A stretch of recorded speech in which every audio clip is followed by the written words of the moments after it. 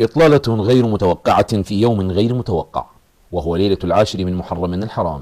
شرع السيد الصرخي ببحث جديد حمل عنوان الدولة المارقة في عصر الظهور منذ عهد الرسول صلى الله عليه وآله وسلم، وهو بحث ضمن سلسلة محاضرات تحليل موضوعي في العقائد والتاريخ الإسلامي.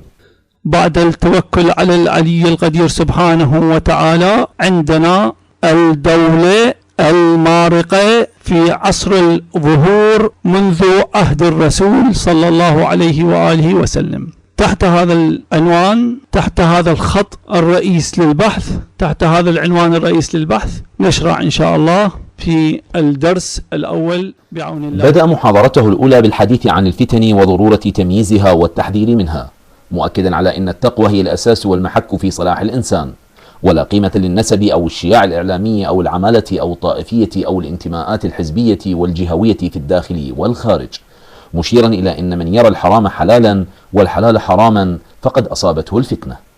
التقوى هي المحك، لا يوجد عندنا نسب، لا يوجد عندنا شياع إعلامي، لا يوجد عندنا عمالة، لا يوجد عندنا طائفية، لا يوجد عندنا كثرة عددية. التقوى هي المحك، لا يوجد عندنا الانتماء للعائلة الفلانية أو للشخص الفلاني أو للجهة الفلانية أو للحزب الفلاني أو للدولة الفلانية أو للقومية الفلانية. إذن المقياس هو التقوى. كما بين المرجع الصرخي أن ترك الواجب حرام، فليس من الصحيح ترك الواجبات والذهاب إلى الزيارة، وهي من المستحبات، فإذا تعارض الواجب مع المستحب فيجب تقديم الواجب، كالواجبات الوظيفية في الدائرة والمدرسة والعائلة وغيرها، لأن الحسين خرج لطلب الإصلاح وليس لطلب الفساد.